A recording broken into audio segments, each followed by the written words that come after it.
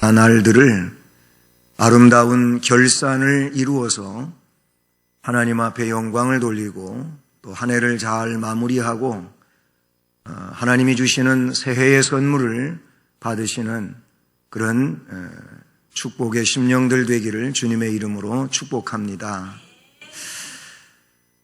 오늘 이 말씀을 보면은 베드로 사도는 만물의 마지막 때, 즉 만물의 마지막이 가까웠으니 너희는 정신을 차리고 근신하여 기도하라. 또 사랑하라, 대접하라, 청지기같이 서로 봉사하라. 왜냐? 하나님에게 영광을 돌리게 하기 위함이다. 이런 말씀의 내용으로 말씀을 기록하고 있습니다. 베드로 사도는 이렇게 만물의 마지막 때에 성도들이 어떤 사람으로 이렇게 믿음을 가지고 살아야 되는지를 교훈해 주고 있습니다. 마지막 때에는 믿음을 지켜 살아가기가 매우 힘든 때라고 성경에 기록이 되어져 있습니다. 그래서 주님은 누가복음 18장 8절 말씀에서 인자가 올 때에 믿음을 보겠느냐라고까지 탄식조로 말씀을 해 주셨어요. 인자가 올 때라고 하는 것은 주님이 이 세상에 재림하시는 날을 말하는데, 그날이 가까워올수록 세상에 살고 있는 믿노라 하는 자들까지도 그 믿음의 연약한 모습들을 말씀해 주고 있다는 사실이죠. 여러분의 믿음은 지금 주님이 보시기에 괜찮다고 생각이 드십니까? 우리 각자가 스스로 생각해 볼 때, 나의 믿음 생활은 주님이 환영하실 만하다. 아니면 지금 이 모습을 보신다면 주님이 뭐라고 책망하실 것만 같다. 그렇게 스스로 느껴지지는 않으십니까? 물론 우리의 구원은 우리의 행위적 조건에 의하여 되어지는 것은 아니지만, 그러나 주님 볼 면목이 없다든지 하는 이 일은 곧 우리가 믿음 생활을 온전하게 살지를 못하기 때문에 스스로 느끼는 그런 내용들이겠지요. 그렇습니다.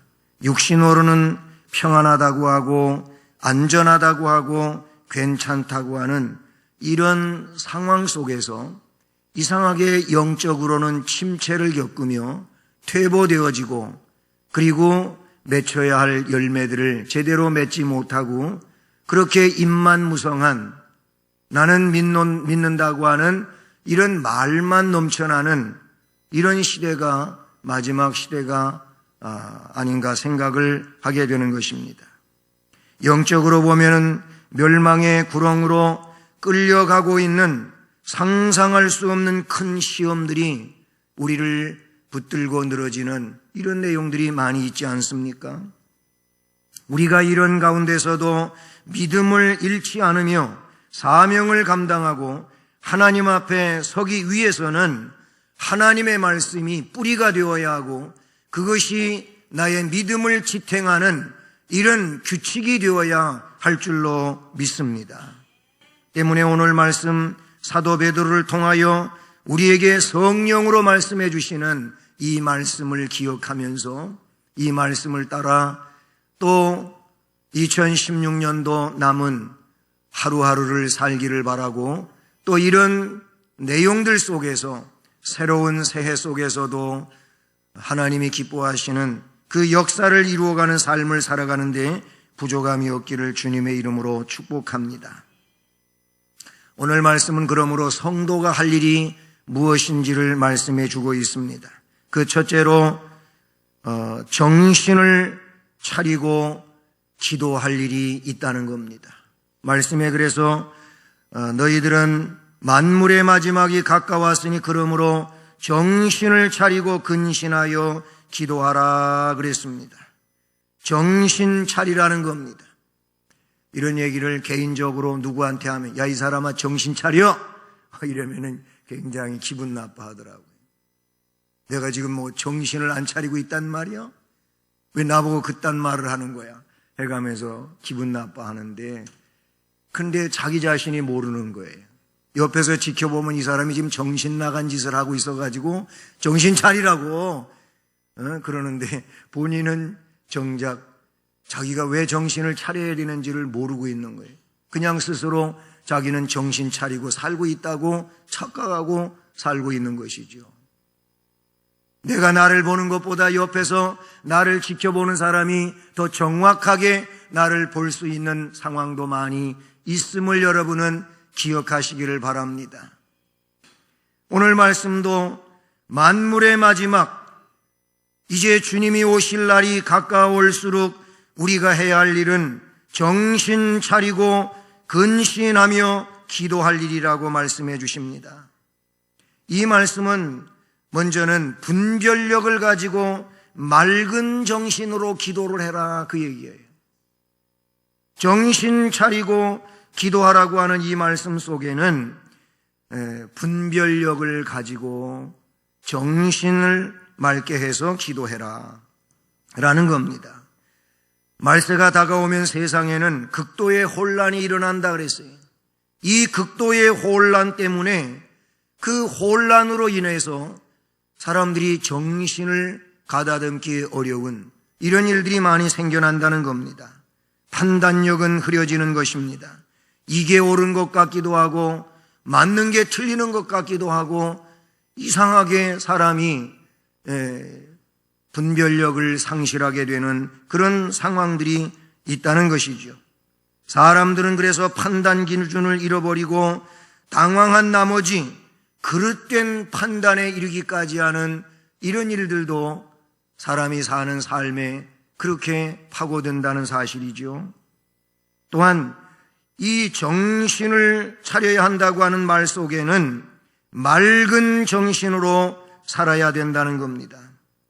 초대교회의 거짓 선지자들은 곧 말세가 다가오면 망할 세상인데 뭐 그렇게 열심히 삶을 사느냐, 곧 얼마 남지 않은 이제 상황인데 그러니까 그 열심히 사는 일은 뒤로 하고 하나님 나라 갈 일에만 매달려라, 이런 얘기를 어떻게 보면 맞는 것 같지만 이게 틀리는 겁니다. 진정한 하나님의 백성들은 이 땅 위에서 하나님이 삶을 허락해 주셨을 때 그 삶을 말씀을 의지하며 믿음으로 충실하게 살아야 할 줄로 믿습니다.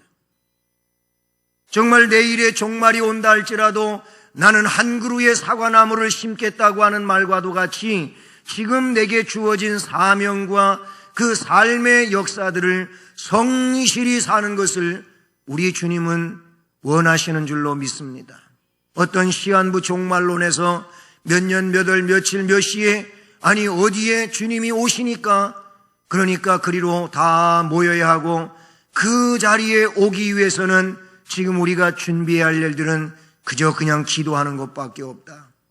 재산 다 정리하고 바로 여기다 갖다가 바치고 그리고 이것 가지고 함께 먹고 살면서 그날을 준비하며 함께 공동생활을 하며 기다리자.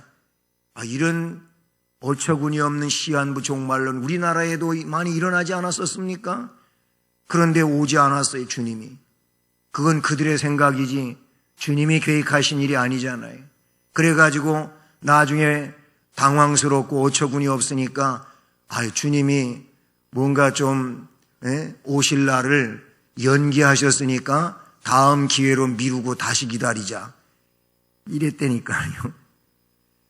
여러분, 성경에 어디 그런 얘기가 있어요. 그날은 1급 비밀에 붙여뒀어요. 천사들도 모르고 나도 모르고 아버지만 아신다 그랬어요. 그러니까 너희들은 그날을 대비하면서 재림 준비하고 삶을 살면서 성실히 살아갈 것을 말씀해 주신 줄로 믿습니다. 여러분, 데살로니가 전서와 후서에 다른 점이 있다면 그런 내용이에요. 그래서 후서에서는 강력하게 이 잘못된 재림론에 대하여 지적을 하면서 하루하루를 성실히 믿음으로 살라고 말씀해 주신 줄로 믿습니다. 데살로니가 전서 4장 11절, 데살로니가 후서 3장 10절로 12절 말씀에 그렇게 말씀해 주고 있어요. 예수님께서는 말세라고 일손을 놓고 기다릴 것이 아니라 땀 흘리며 충성스럽게 일하면서 기다리라고 말씀해 주셨어요. 마태복음 24장 45절, 46절 같은 말씀을 보면 이런 주님의 말씀을 우리가 접할 수 있다는 사실이죠. 이렇게 정신을 차려 기도하라고 하는 말 속에는 분별력을 가지고 맑은 정신으로 기도를 하라, 이런 의미가 담겨져 있고, 또 근신하여 기도하라고 하는 이 말씀을 볼 때 우리는 이 말씀이 어떤 내용을 말하는 것이라고 봅니까? 그렇습니다. 모든 삶에 우리는 조심성이 있어야 될 줄로 믿습니다.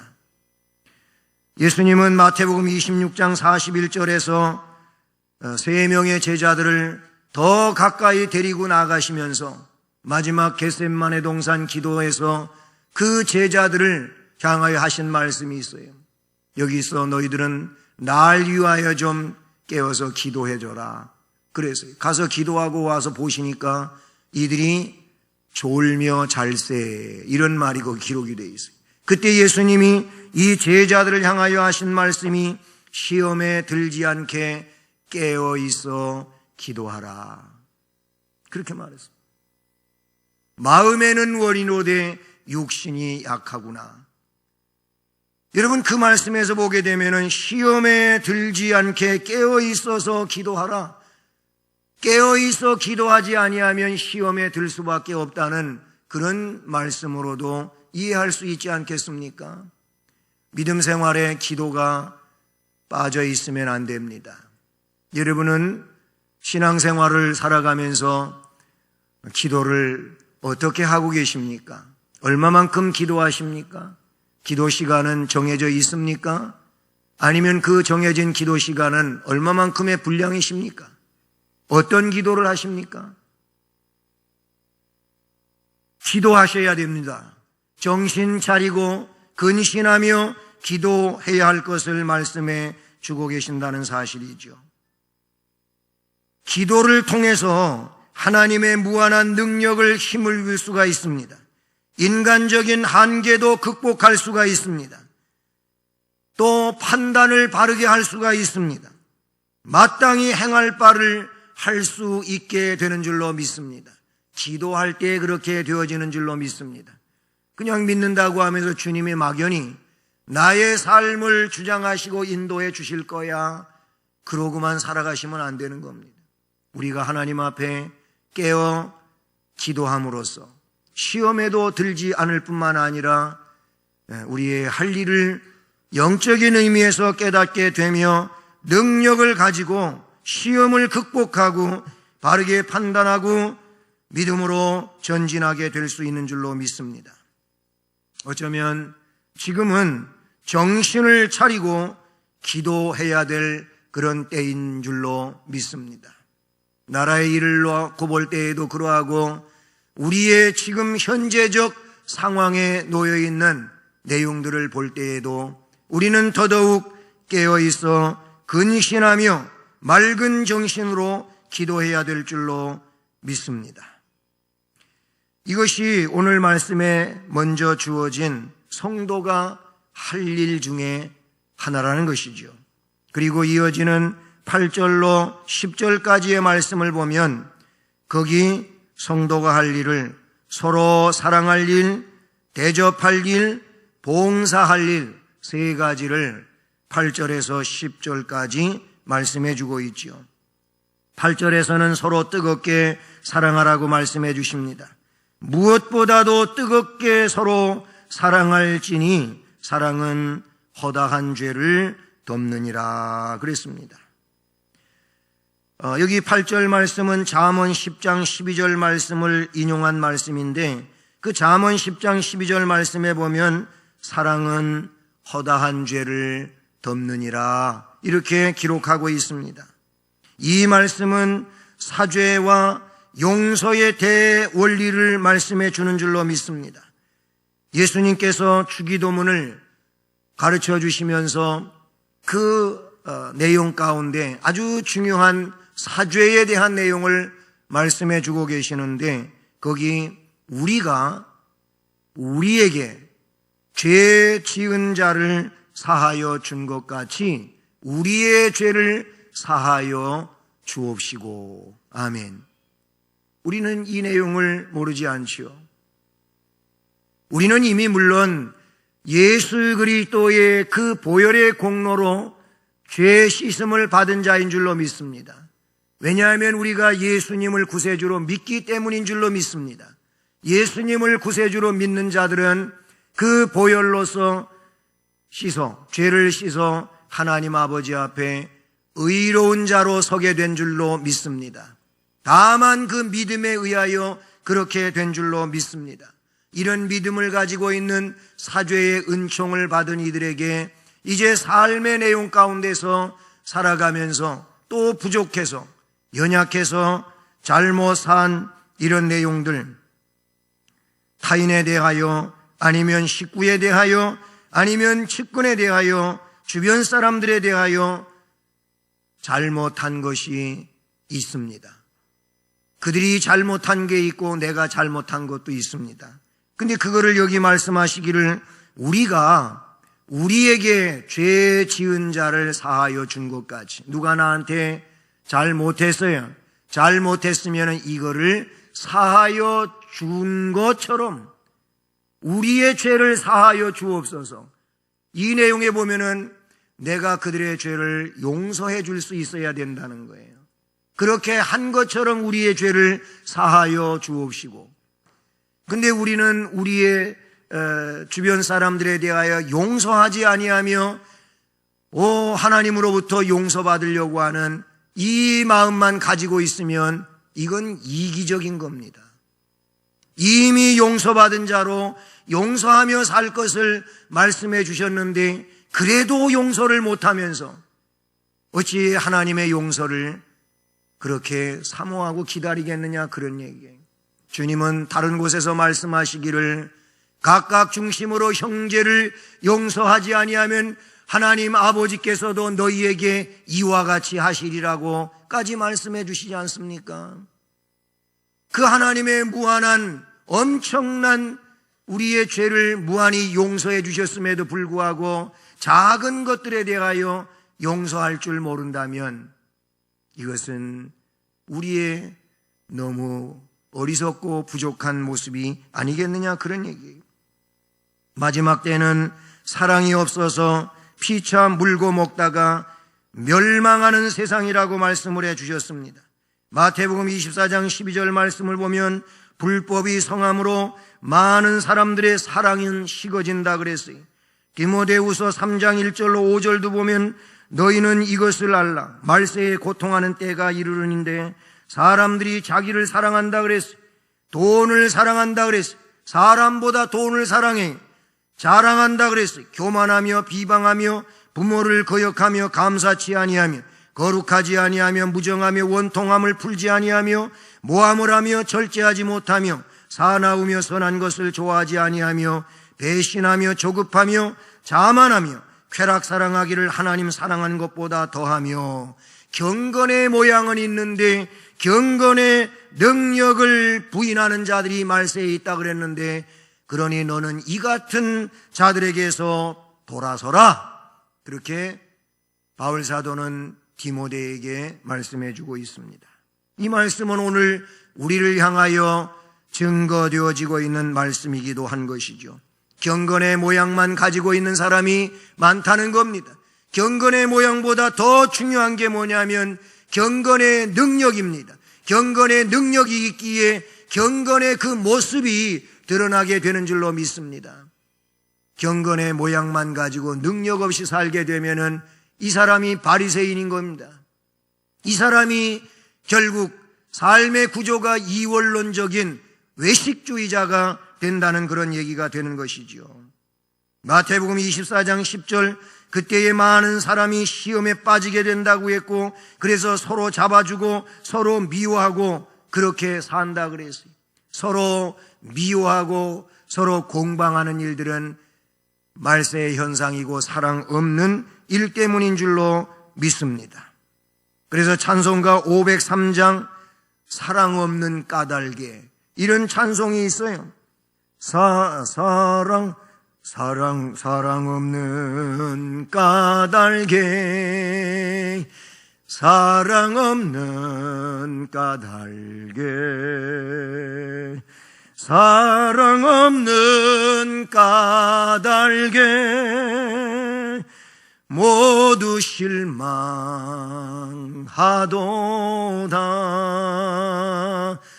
아멘. 처음도 하고 마지막도 하려다가 음을 왔다 갔다 했어요.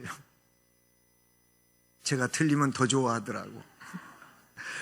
더 좋아하라고 틀린 건 아니고요. 제 실수로 틀렸는데, 근데 그래요. 이 찬송가 후렴에 있는 것처럼 사랑 없는 까닭에, 사랑이 없는 까닭에 모두 실망한다는 거예요. 여러분, 나의 사랑 없음에 대하여는 별로 생각지 아니하고 저 사람이 나에 대한 사랑이 부족함에 대하여 실망만 하고 있겠습니까? 사랑은 받기 위하여 있는 것 이전에 주기 위하여 있는 것인 줄로 믿습니다. 그러니까 사랑을 받으려고만 하지 말고 성경 원리대로 사랑을 주실 수 있기를 바랍니다. 그러면 저분이 나의 사랑에 의하여 실망하지 않고 오히려 소망을 갖게 될 줄로 믿습니다. 사랑이 없어서 실망하는 거예요. 서로 사랑을 뜨겁게 하라고 그렇게 말씀해 주고 있습니다. 그 다음에는 서로 대접하기를 원망 없이 하라 그랬어요. 서로 대접하는 일 원망 없이 하기 위해서는 앞에 내용대로 사랑이 있으면 그렇게 될 수가 있어요. 사랑이 있으면 대접하는 일들도 기쁨으로 할 수가 있는데, 사랑이 없으면 대접하는 일 불평스러운 겁니다. 하기 싫은 겁니다. 그냥 억지로 하는 겁니다. 근데 오늘 말씀은 서로 대접하기를 원망 없이 하라는 것입니다. 초대교회 당시에는 이 행위가 기독교인의 가장 훌륭한 덕목으로 취급이 된 줄로 믿습니다. 오늘 이 시대에도 대접하는 일을 지극정성으로 잘 하고 그런 일을 좋아하시는 분들을 보면은 왠지 은혜가 엿보이지 않습니까? 참 정말 기쁨을 가지게 되고 그리고 감사가 있고 그렇지 않습니까? 그렇게 사람을 존귀하게 여기고 그렇게 높여주고 그리고 대접하면서 그리고 자기의 일들을 희생해가면서 그렇게 하는 일들을 보면은 정말 보기 좋은 거 아니겠습니까? 바울은 고린도 여행을 할 때 거기에서 브리스길라와 아굴라 부부를 만나게 되고 이들과 동역을 하게 되고 할 때 나중에 이 브리스길라와 아굴레에 대하여 문안하는 그 내용을 보면 이 부부는 나의 목숨을 위하여 자신들의 목이라도 내놓았다, 이런 말을 하는 걸 보고 있어요. 얼마나 존귀한 인물들인지를 몰라요. 바울은 가는 곳마다 복음을 전할 때 여러 가지 반대 세력들로부터 어려움을 겪기도 했지만은 그러나 또 이를 도와주는 이 바울 사도와 일행을 대접하는 그런 사람들도 많이 있었어요. 때문에 여기에서 그는 위안을 얻었으며 용기를 얻었으며 힘을 얻었으며 그 일을 감당하는 데 부족함이 없게 된 줄로 믿습니다.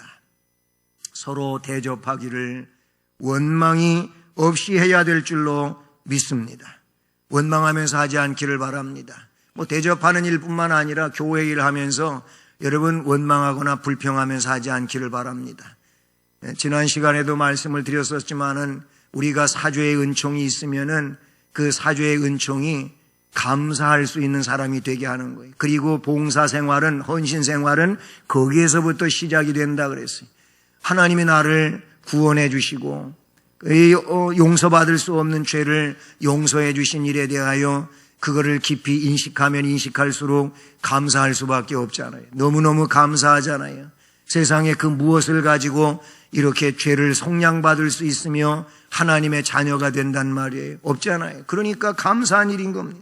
감사하는 거. 그래서 주님의 일을 하는 게 힘들고 어려워도 나 같은 사람을 이 귀한 일들로 써주시니 주님 감사합니다 하면서 하게 될 줄로 믿습니다.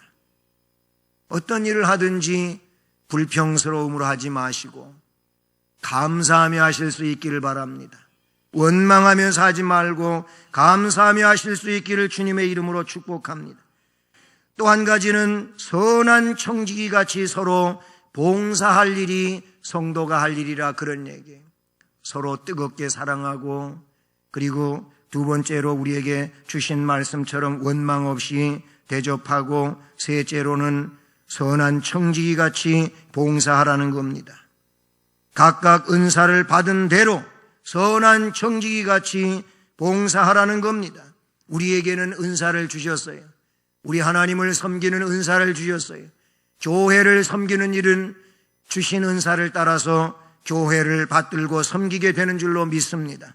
그 은사 받은 대로 주님을 정성으로 열심히 섬길 수 있기를 주님의 이름으로 축복합니다.